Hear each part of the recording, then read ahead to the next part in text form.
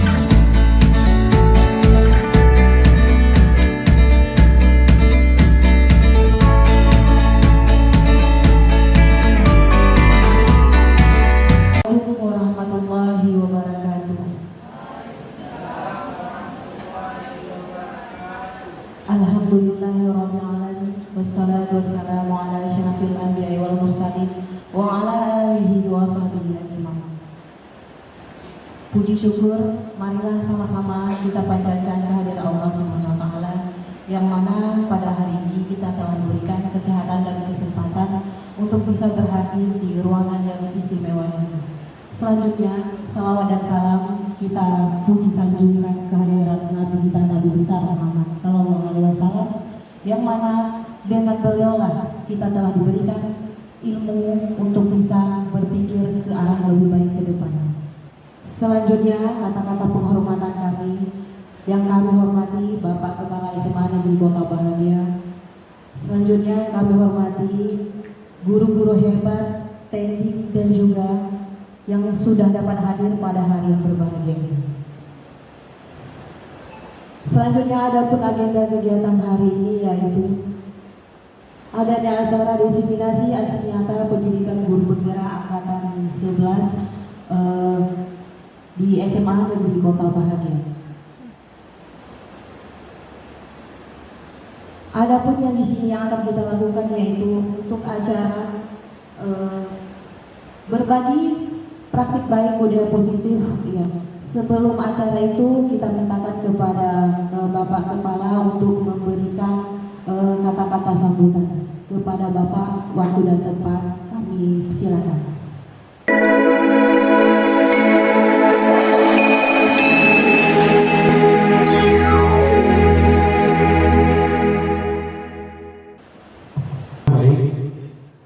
Assalamualaikum warahmatullahi wabarakatuh. Assalamualaikum warahmatullahi wabarakatuh. Puji syukur kehadiran Allah Subhanahu wa taala yang telah memberikan rahmat dan hidayahnya kepada kita sehingga kita dapat bertemu dalam agenda berbagi praktik baik terkait dengan budaya positif. Selawat dan salam mari kita hadiahkan kepada Nabi besar kita Nabi Muhammad Sallallahu Alaihi Wasallam yang telah memberikan pola pikir perubahan yang kita rasakan pada hari ini. Bapak dan Ibu, hari ini merupakan salah satu ya berbagi praktik baik yang sangat positif yang perlu kita ketahui. Pertama, untuk bagaimana ya budaya positif ini bisa kita terapkan di satuan pendidikan kita. Nanti saya juga berharap kepada Bapak dan Ibu calon guru penggerak untuk bersinergi dan berkolaborasi bagaimana penerapan budaya positif ini baik dalam proses pembelajaran maupun dalam proses lingkungan di sekolah satuan pendidikan kita bisa berjalan sesuai dengan harapan dan bisa mencapai tujuan visi dan misi daripada sekolah kita. Selain itu juga untuk mencapai tujuan pendidikan secara nasional. Saya selanjutnya menyampaikan kepada Bapak Ibu CGP ya untuk memberikan pemaparan ya atau pemahaman kepada seluruh teman-teman yang ada di sini sehingga nanti teman-teman di satuan pendidikan kita bisa memahami dan bisa menerapkan budaya positif di sekolah kita. Sekali lagi, ya sebelum saya mengakhiri kepada Bapak dan Ibu teman CGP, terus semangat, terus berkolaborasi, terus jadikan kegiatan ini salah satu bentuk dedikasi dan integrasi kita dalam bekerja. Dengan ini kegiatan diseminasi penyebaran budaya positif kita mulai. Demikian saya akhiri. Wassalamualaikum warahmatullahi wabarakatuh. Terima kasih banyak Bapak atas kata-kata sambutan, mudah-mudahan bermanfaat buat kami semua. Dan selanjutnya kami mintakan kepada kita langsung aja ke acara selanjutnya yaitu kepada pemateri untuk mengikuti acara diseminasi budaya positif tersebut. Kepada pemateri kami silakan dengan waktu dan tempat.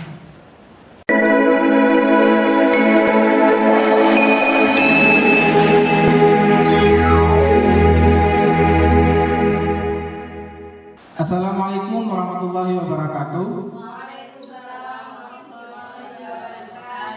Alhamdulillah, alhamdulillahirabbil alamin, wassalatu wassalamu ala asyrofil anbiya'i wal mursalin wa ala alihi washabbihi ajmain. Puji syukur kepada Allah, pada hari ini kita masih diberi kesempatan dan umur panjang sehingga kita sudah dapat berkumpul di ruangan yang sederhana ini. Salawat beriring salam tak lupa pula kita alamatkan ke pangkuan alam Nabi besar Muhammad SAW yang dengan perjuangan beliau sehingga kita sudah dapat menikmati nikmat iman dan nikmat Islam. Pada kesempatan ini kami berterima kasih kepada Bapak Ibu yang sudah berhadir menjadi peserta pada kegiatan diseminasi budaya positif di sekolah SMA Negeri Kota Bahagia yang dilakukan oleh CGP Angkatan 11. Pada kesempatan ini saya berkolaborasi dengan Bu Suci Lestari dan saya sendiri Pak Al-Munamil. Nanti kami akan memaparkan tentang bagaimana budaya positif di sekolah. Kemudian terima kasih kami kepada moderator yang sudah memanggil kami dan memberikan kesempatan kami untuk mempresentasikan. Untuk materi pertama, saya yang akan melakukannya, kemudian nanti akan dilanjutkan oleh Bu Suci Lestari Dewi. Saya akan memaparkan tentang budaya positif di sekolah. Latar belakang budaya positif di sekolah ialah nilai-nilai keyakinan dan kebiasaan-kebiasaan di sekolah yang berpihak pada murid agar murid dapat berkembang menjadi pribadi yang kritis, penuh hormat dan bertanggung jawab. Konsep inti dari budaya positif itu ada 8. Yang pertama itu perubahan paradigma belajar, disiplin positif, nilai-nilai kebajikan, kebutuhan dasar manusia. Kemudian ada motivasi perilaku manusia, ada posisi kontrol guru, keyakinan kelas, dan segitiga restitusi. Nah, nanti ini akan kita jelaskan ke penjelasan berikutnya. Kemudian, yang pertama itu pembelajaran dengan paradigma baru. Nah, mungkin Bapak Ibu sudah pernah mendengar apa itu pembelajaran dengan paradigma baru. Apakah Bapak Ibu pernah mendengarnya? Belum. Baik, kalau belum, pertama itu pembelajaran dengan paradigma baru merupakan pembelajaran yang dirancang berdasarkan prinsip pembelajaran berdiferensiasi. Yang keduanya, sehingga para peserta didik belajar sesuai kebutuhannya berdasarkan tahap perkembangan sesuai teori psikologi modern untuk mewujudkan profil pelajar Pancasila. Perubahan paradigma, stimulus respon, dan teori kontrol. Bisakah kita mengontrol seseorang? Bagaimana Bapak Ibu? Bisa. Stimulus respon. Kita mencoba mengubah orang agar berpandangan sama dengan kita. Sedangkan di teori kontrol itu kita berusaha memahami pandangan orang lain tentang dunia. Di stimulus respon, perilaku buruk dilihat sebagai suatu kesalahan. Namun pada teori kontrol, semua perilaku memiliki tujuannya. Orang lain bisa mengontrol saya, sedangkan di teori kontrol itu hanya Anda yang bisa mengontrol diri Anda. Kemudian saya bisa mengontrol orang lain. Anda tidak bisa mengontrol orang lain. Kemudian pada stimulus respon, pemaksaan ada pada saat bujukan gagal. Namun pada teori kontrol itu kolaborasi, konsensus menciptakan pilihan-pilihan baru. Kemudian model berpikir menang kalah. Namun pada teori kontrol itu model berpikir menang-menang. Jadi keduanya itu saling bertolak belakang antara teori kontrol dengan stimulus respon. Nah, miskonsepsi tentang teori kontrol. Yang pertama itu ilusi guru mengontrol murid. Kedua, ilusi bahwa kritik dan pembuat rasa bersalah mampu menguatkan karakter. Yang ketiga, ilusi bahwa semua penguatan positif, efektif, dan bermanfaat. Yang keempat itu ada ilusi bahwa orang dewasa berhak memaksa. Disiplin positif. Disiplin positif merupakan suatu cara penerapan disiplin yang bertujuan untuk menumbuhkan kesadaran peserta, memberdayakan peserta didik tanpa imbalan, penghargaan atau reward, dan ancaman atau hukuman. Nah, jadi disiplin di sini itu adalah kesadaran diri dari peserta didik, bukan karena ada imbalan atau ada apa-apanya. Oke. Disiplin positif. Dalam budaya kita, makna kata disiplin telah berubah menjadi suatu yang dilakukan seseorang pada orang lain untuk mendapatkan kepatuhan. Kita cenderung menghubungkan kata disiplin dengan ketidaknyamanan. Nah, kalau ketidaknyamanan berarti kita melakukannya karena keterpaksaan, bukan keinginan sendiri.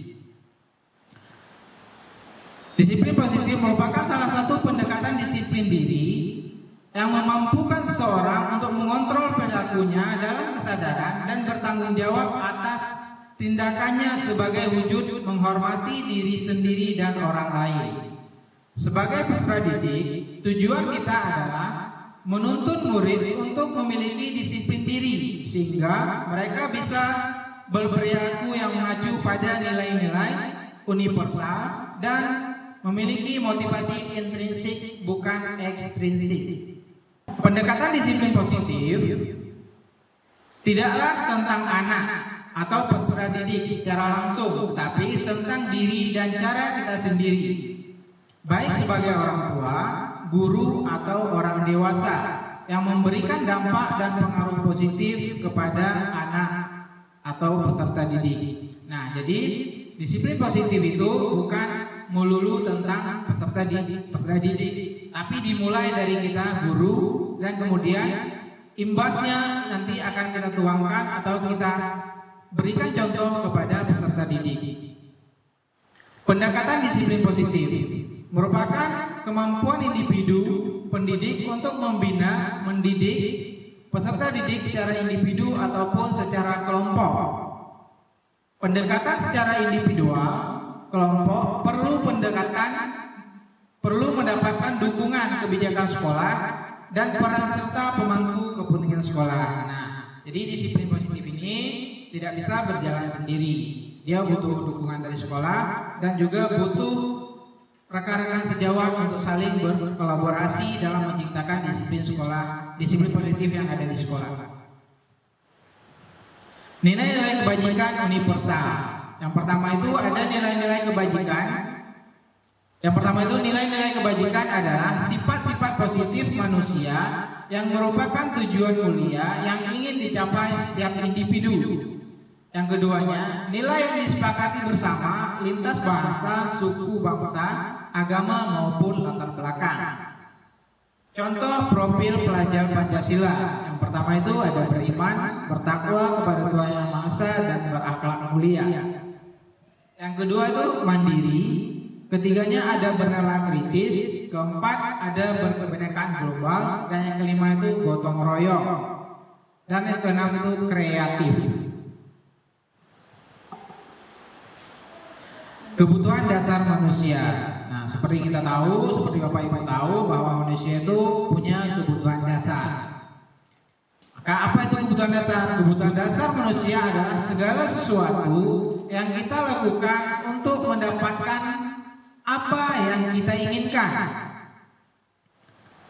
Seluruh tindakan yang kita lakukan memiliki tujuan tertentu dan semua usaha terbaik yang kita lakukan adalah dalam rangka agar kebutuhan dasar kita terpenuhi dengan baik. 5 kebutuhan dasar manusia. Nah, ini berikut 5 kebutuhan dasar manusia. Bapak Ibu bisa dilihat, yang pertama itu ada kebutuhan bertahan hidup. Yang kedua ada kasih sayang dan rasa terima kasih. Yang ketiganya ada penguasaan dan yang keempat ada kebebasan, dan yang kelima itu ada kesenangan. Nah, kelima kebutuhan dasar manusia ini harus didapati, maka disiplin positif akan berjalan dengan baik. Motivasi perilaku manusia. Yang pertama itu untuk menghindari ketidaknyamanan hukum.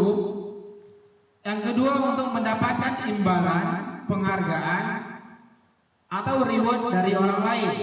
Yang ketiganya untuk menjadi orang yang mereka inginkan dan menghargai diri sendiri dengan nilai-nilai yang mereka percaya. Baik, ini merupakan 3 perbedaan antara hukuman, konsekuensi, dan restitusi. Nah, Bapak Ibu boleh dilihat, itu kalau hukuman tindakan direncanakan bersifat satu arah, kemudian murid tidak tahu apa yang akan terjadi dan berupa hukuman fisik dan psikis. Nah, ini mungkin sering kita lakukan. Kemudian kedua itu ada konsekuensi. Konsekuensi itu terencana sesuai aturan, murid tetap dibuat tidak nyaman, sikap guru monitor murid, kemudian hukuman sesuai aturan, dan yang ketiganya ada restitusi. Nah, restitusi itu adalah rencana sesuai langkah restitusi. Sifatnya 2 arah, guru mencipta kondisi nyaman pada murid, kemudian hukuman yang muncul dari intrinsik murid dan kesepakatan bersama. Nah, jadi di sini sifatnya itu tidak guru yang menentukan hukuman atau tidak serta-merta guru itu membuat keputusan. Jadi di restitusi ini sifatnya itu 2 arah.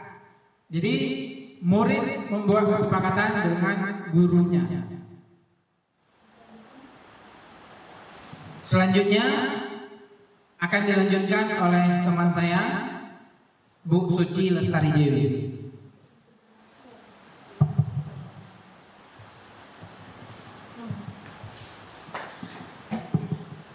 Baik, terima kasih kepada Pak Munawir yang sudah mempersilahkan saya untuk mempresentasikan kembali aksi nyata kami ini. Menyambung dari apa yang telah dipresentasikan oleh Pak Munawir tadi, selanjutnya saya akan menjelaskan mengenai perbedaan hukuman dan konsekuensi. Perbedaan hukuman dan konsekuensi. Jika hukuman sesuatu yang menyakitkan harus terjadi, membuat anak sakit fisik maupun hati untuk jangka waktu lama. Anak membenci kedisiplinan, paksaan, mendorong anak menyakiti diri sendiri, konsep diri yang buruk. Anak belajar untuk menyembunyikan kesalahan, marah, rasa bersalah, dipermalukan, merasa tidak dihargai. Sedangkan konsekuensi, sesuatu harus terjadi, membuat anak merasa tidak nyaman dalam jangka waktu pendek. Anak menghargai disiplin, stimulus, dan tanggapan, mendorong anak agar mudah menyesuaikan diri, konsep diri yang baik. Anak belajar untuk mematuhi peraturan, kehilangan hak, dibuat tidak nyaman, diasingkan untuk sementara atau time out.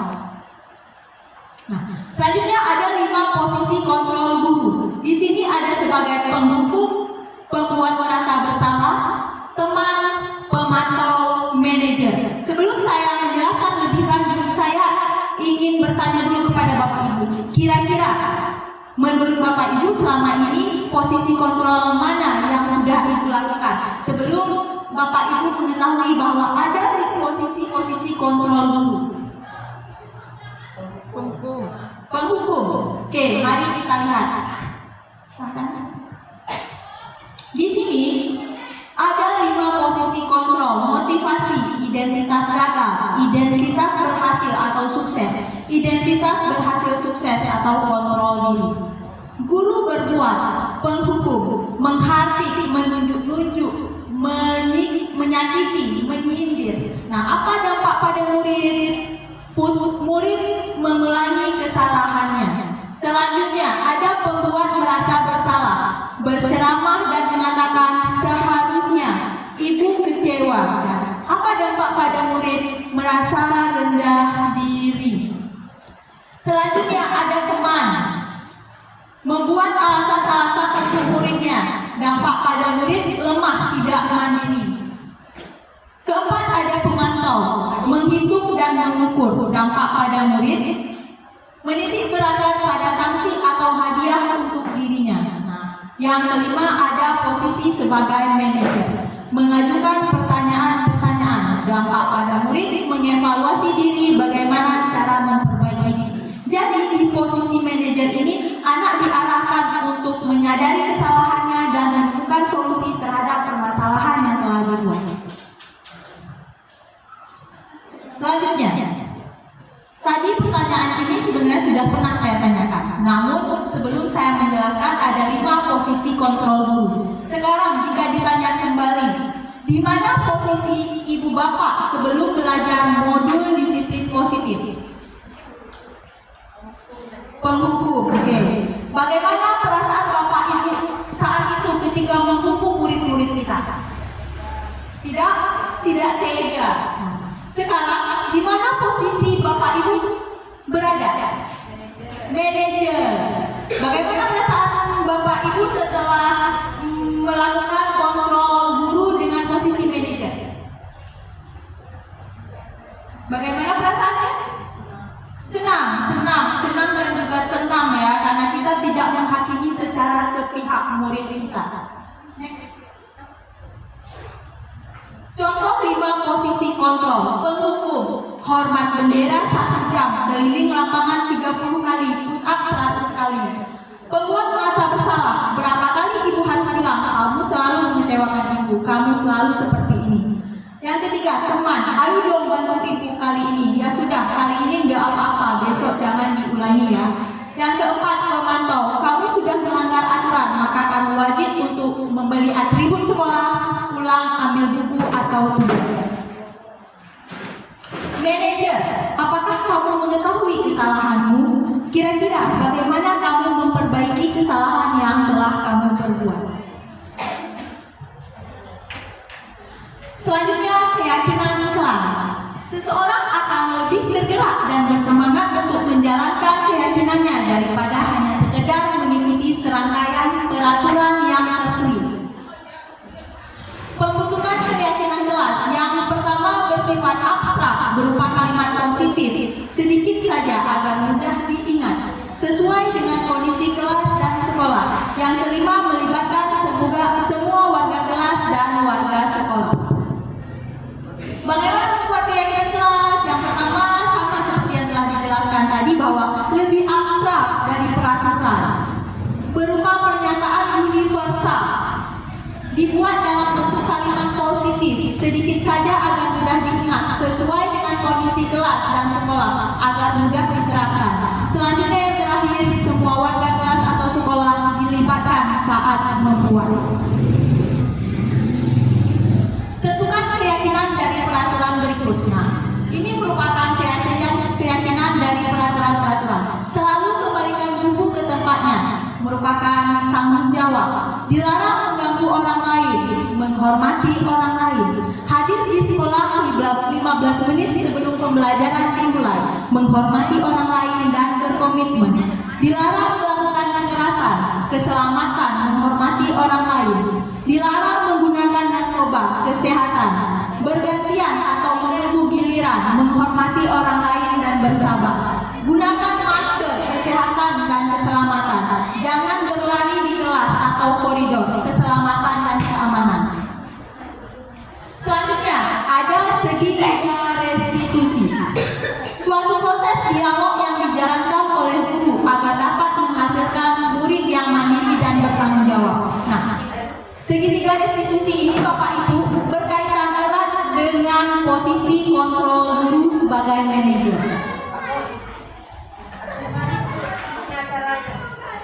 Validasi tindakan yang salah, menanyakan keyakinan, menstabilkan identitas. Ini merupakan hal-hal yang ada di dalam segitiga restitusi. Baik Bapak Ibu, untuk menjalankan segitiga restitusi itu, hal yang pertama yang harus kita lakukan adalah menstabilkan identitas dengan cara menanyakan atau mengatakan, setiap orang pasti pernah melakukan kesalahan. Kamu bukan satu-satunya yang pernah melakukan ini. Selanjutnya ada validasi tindakan yang salah. Kamu tentu punya alasan mengapa melakukan itu.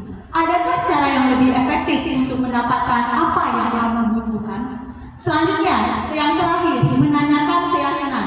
Keyakinan kelas apa yang telah kita sepakati? Kamu ingin menjadi orang yang seperti apa? Dengan melakukan segitiga restitusi ini, kita membuat anak-anak berpikir terhadap kesalahannya dan mampu menemukan solusi terhadap apa yang telah dilakukan. Menstabilkan identitas. Bagian dasar dari segitiga bertujuan untuk mengubah identitas anak dari orang yang gagal karena melakukan kesalahan menjadi orang yang sukses. Anak yang melanggar peraturan karena sedang mencari perhatian adalah anak yang sedang mengalami kegagalan. Dia mencoba untuk memenuhi kebutuhan dasarnya, namun ada benturan. Kalau kita mengkritik dia, maka kita akan tetap membuatnya dalam posisi gagal. Kalau kita ingin ia menjadi reflektif, maka kita harus meyakinkan si anak dengan cara mengatakan kalimat-kalimat yang sudah saya jelaskan di awal.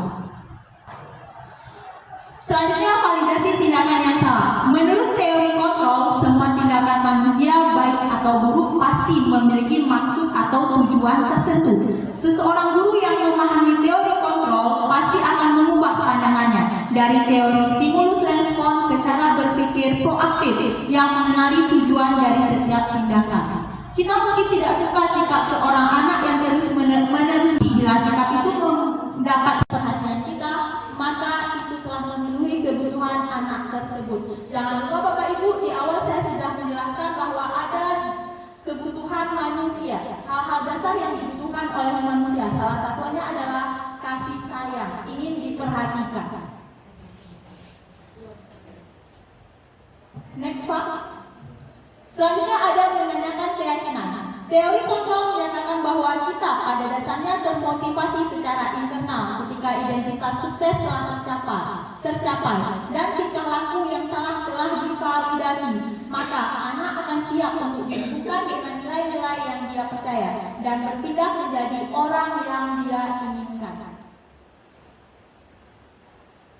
Next. Ini Bapak Ibu, saya akan menampilkan sebuah video restitusi, segitiga restitusi yang sudah saya lakukan di sekolah kita. Mungkin ini dapat menjadi pelajaran ataupun ini dapat memotivasi Bapak Ibu untuk menerapkan segitiga restitusi dalam menyelesaikan permasalahan yang telah dibuat oleh murid kita. Selamat menyaksikan.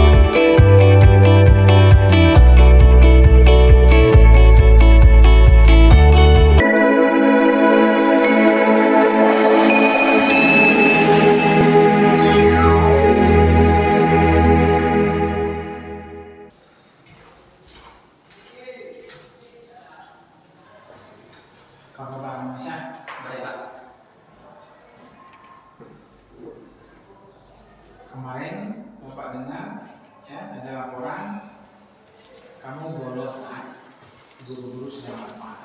Itu benar? Iya Pak. Lalu saat bolos kemana kalian pergi? Saya pergi ke warung dekat sekolah Pak, buat nongkrong. Buat nongkrong. Baik, setiap orang pasti pernah melakukan sebuah kesalahan. Coba kamu pikirkan, PKP itu apa manfaatnya? Kalau saya pikir Pak, nggak ada Pak. Tidak ada. Nah, lalu bolos yang kamu lakukan kemarin itu menurut kamu itu benar atau salah? Salah Pak, saya sudah belajar peraturan sekolah dan juga bisa ditangkap oleh keamanan sekolah kalau saya sudah lulus. Nah, berarti kamu sudah paham itu. Nah, kenapa kamu bolos? Karena saya bosan di kelas, kemudian ada 5 menit saya bolos, maka dari itu kami bolos Pak. Oh gitu. Nah, sekarang kamu sadar belum? Apa masih akan bolos lagi nanti ke depan? Sudah Pak, saya mohon maaf, saya akan minta. Untuk kedepannya, bila Bapak Ibu guru sedang rapat, apa yang akan kamu lakukan dan apa yang kamu akan perbaiki ke depannya? Saya akan minta tugas kepada guru mata pelajaran Pak. Baik, semoga kamu mendapat pelajaran bermakna dari kesalahan yang sudah kamu lakukan ya. Iya. Baik, silakan kembali ke kelas.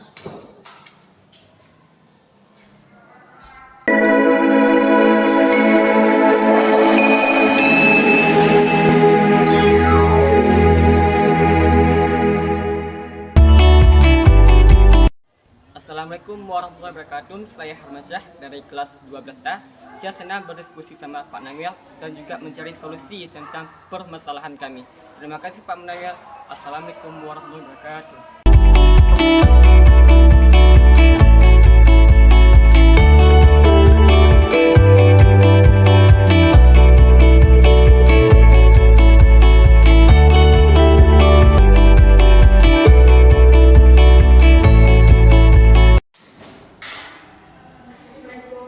Waalaikumsalam.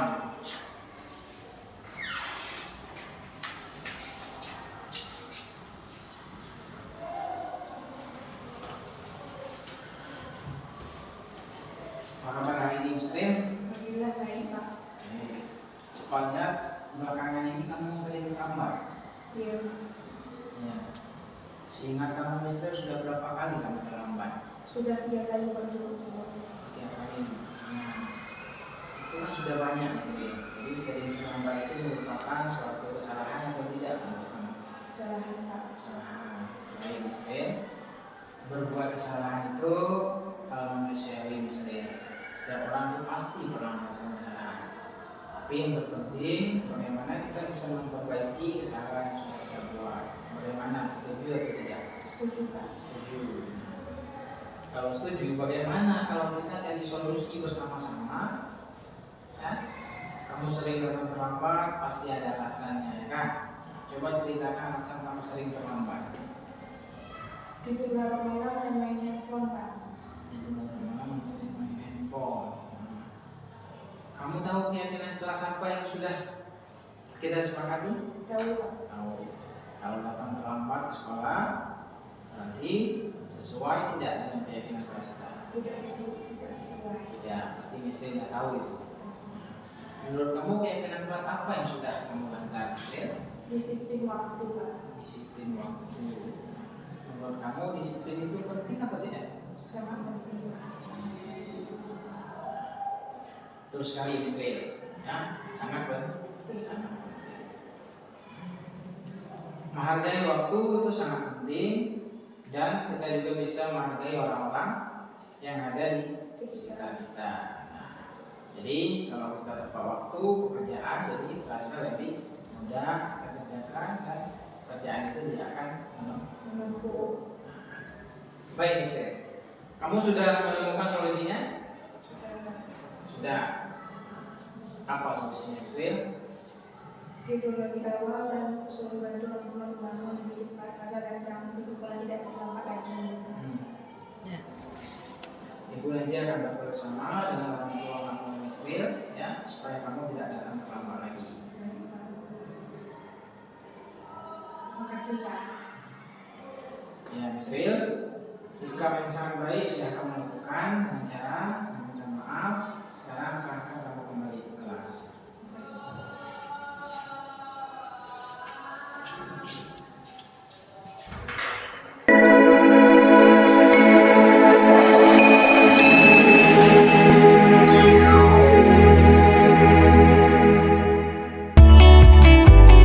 Assalamualaikum warahmatullahi wabarakatuh. Perkenalkan nama saya Michelle Reza. Saya berasal dari kelas 11B. Senang sekali berdiskusi dengan Pak Al Munawir, menemukan solusi atas kesalahan yang telah saya lakukan dan saya tidak mengulanginya lagi supaya tidak terlambat datang ke sekolah. Terima kasih Pak Al Munawir. Assalamualaikum warahmatullahi wabarakatuh.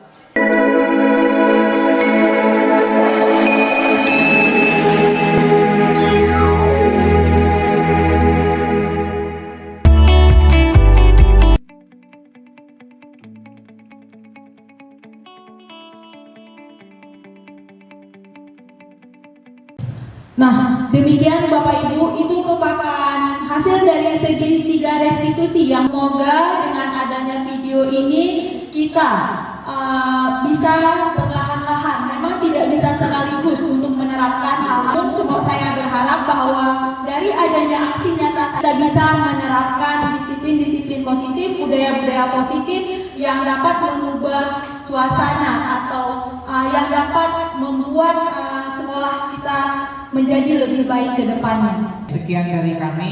Jika ada Bapak Ibu yang ingin bertanya, silahkan untuk ditanyakan. Ya, Bu Safita.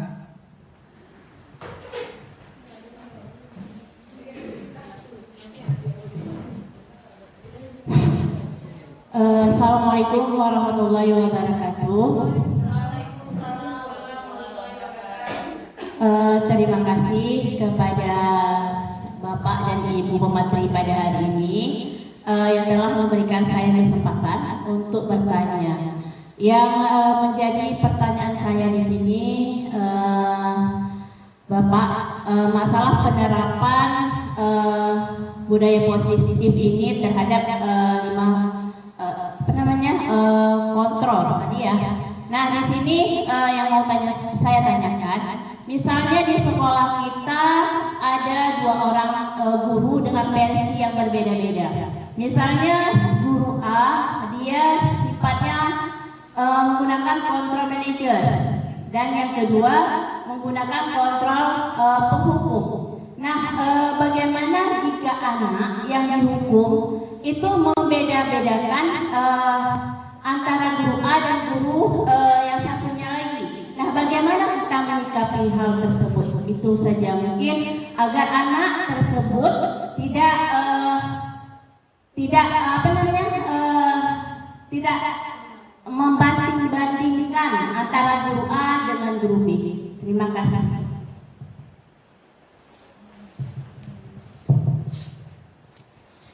Baik, terima kasih kepada Bu Safita. Atau sebelum kami menjawab, ada dari Bapak Ibu yang bisa menjawab? Tidak. Baik. Nah, pertanyaannya bagaimana jika 2 orang guru memberikan memposisikan diri sebagai posisi kontrol yang berbeda. Nah, guru yang A dengan posisi kontrol yang A, guru yang B dengan posisi kontrol yang B. Nah, bagaimana caranya? Nah, jadi kedua guru ini nanti harus saling berkolaborasi. Kedua guru ini saling berkolaborasi dan mereka membuat sebuah kesepakatan. Nah, jika anak-anak membuat kesalahan, apa yang harus mereka lakukan atau di posisi kontrol mana mereka harus berada? Nah, jika dalam pembahasan kita tadi, posisi kontrol yang terbaik itu berada di posisi kontrol manajer. Nah, karena di sana kita menemukan solusi untuk anak-anak secara kedua belah pihak. Jadi bukan sendiri-sendiri.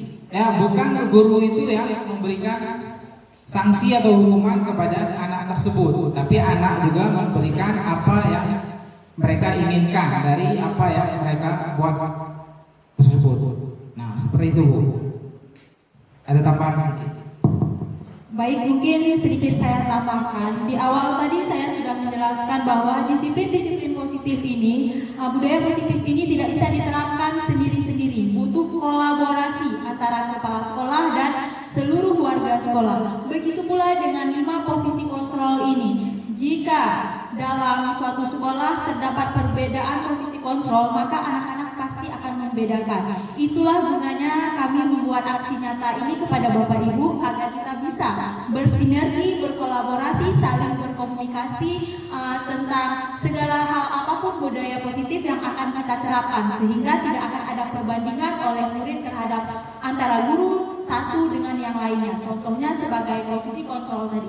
Jika kita sepakat untuk menerapkan posisi kontrol sebagai seorang manajer, maka kita harus sering berkomunikasi, berkolaborasi untuk menerapkan segitiga restitusi yang sudah pernah saya tayangkan tersebut. Silakan, Bu.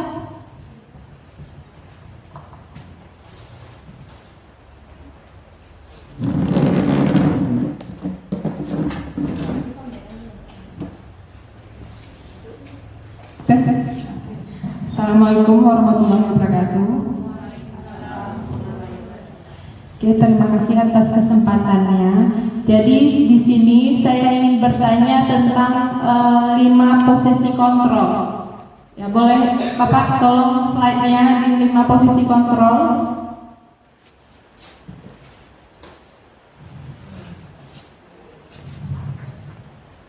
Ya, jadi kan ini 5 posisi. Bukan yang tadi. Nah, ini. Ya. Ya, oke. Di sini kan 5 posisi kontrol, satu lagi tadi manajer. 5 posisi kontrol di sini kan udah Ibu jelaskan tadi. Jadi ada yang penghukum, teman, pembuat merasa bersalah, pemantau, dan manajer. Nah, kalau menurut Ibu sendiri dari 5 posisi kontrol tadi, yang terpenting yang mana dan alasannya kenapa? Baik, terima kasih. Itu saja pertanyaan dari saya. Assalamualaikum warahmatullahi wabarakatuh.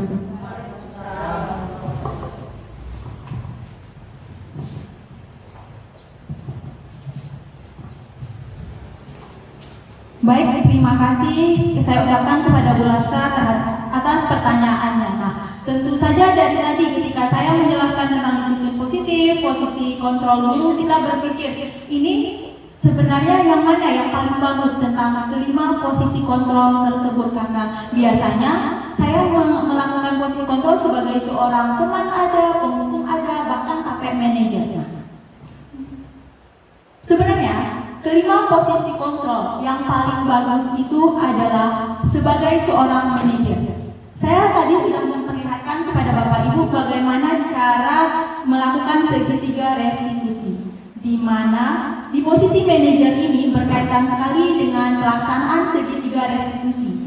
Di situ terhadap kesalahan-kesalahan yang dilakukan anak-anak, guru dan siswa, guru dan murid sama-sama berbuat untuk melakukan sesuatu. Di situ murid dituntut untuk menemukan kesalahan yang telah diperbuatnya, kemudian menemukan solusi apa sih yang harus saya lakukan ke depannya agar saya terhindar dari kesalahan ini, agar saya tidak melakukan kembali kesalahan ini.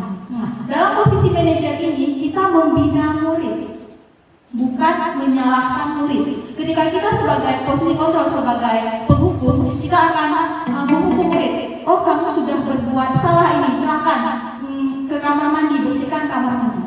Berbanding terbalik dengan posisi sebagai manajer, kita mengajak anak-anak untuk berbicara, menyadari kesalahan yang telah diperbuat, kemudian menemukan solusi-solusi yang bagus yang akan diterapkan untuk perbaikan murid kita ke depannya.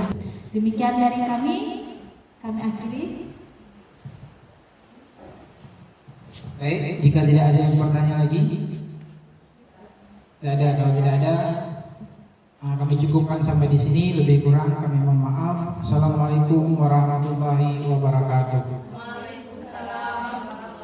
Kami kembalikan ke moderator. Demikianlah hasil pemaparan dari Pak Pemateri tadi, yaitu tentang definisi budaya positif. Mudah-mudahan apa yang telah disampaikan menjadi suatu hal yang sebenarnya bukan suatu hal yang baru buat kita, tapi mungkin namanya saja yang belum tahu.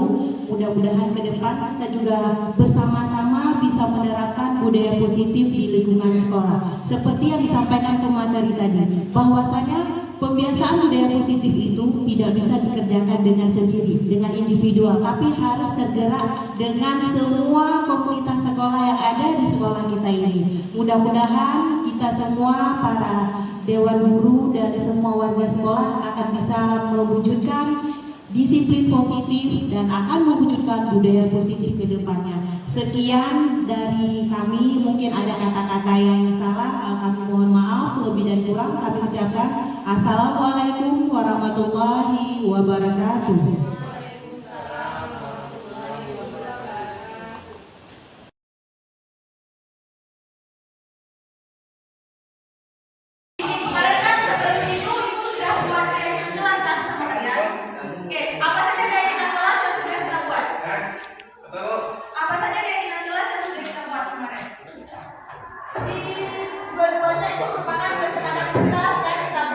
Nah, kira-kira menurut kalian macam mana keyakinan kelas yang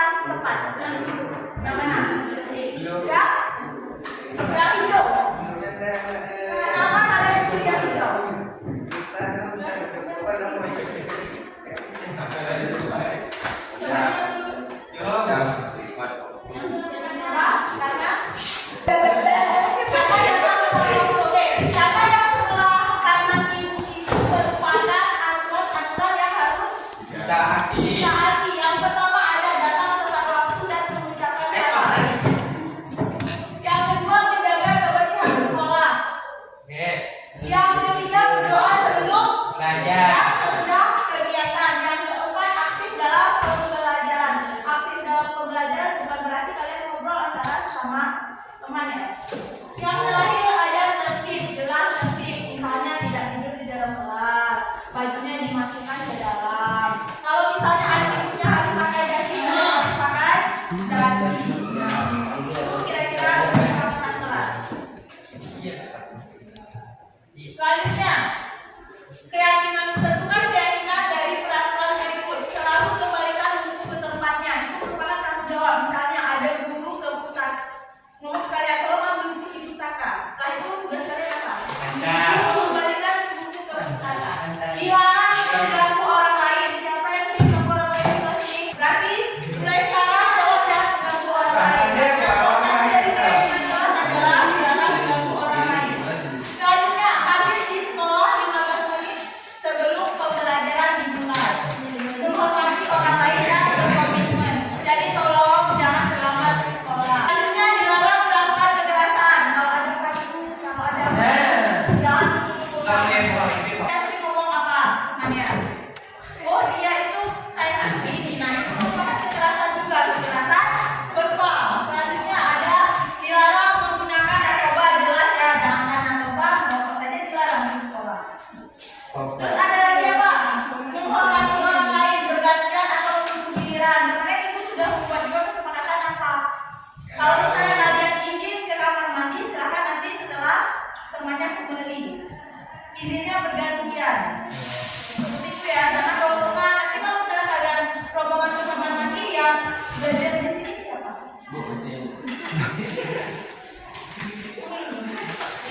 Nah, selain itu, ini menggunakan masker itu pada topik ini ya.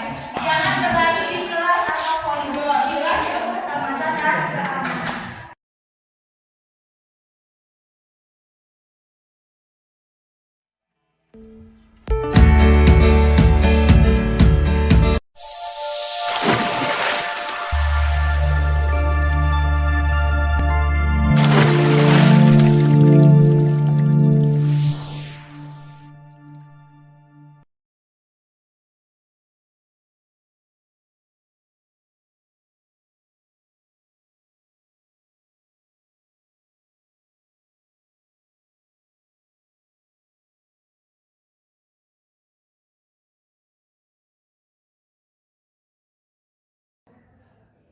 Assalamualaikum warahmatullahi wabarakatuh.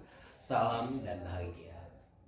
Saya Haria Hardin, SPD MPD, selaku Kepala Sekolah di Satuan Pendidikan SMA Negeri Kota Bahagia, sangat berterima kasih atas kontribusi calon guru penggerak di sekolah saya, di mana melalui aktivitas aksi nyata yang mereka lakukan terkait dengan budaya positif, alhamdulillah melalui pengimbasan terkait dengan budaya positif yang dilakukan oleh guru-guru penggerak kepada guru dan tenaga kependidikan serta peserta didik yang ada sangat luar biasa, dan ini merupakan proses yang saya harapkan selaku kepala sekolah.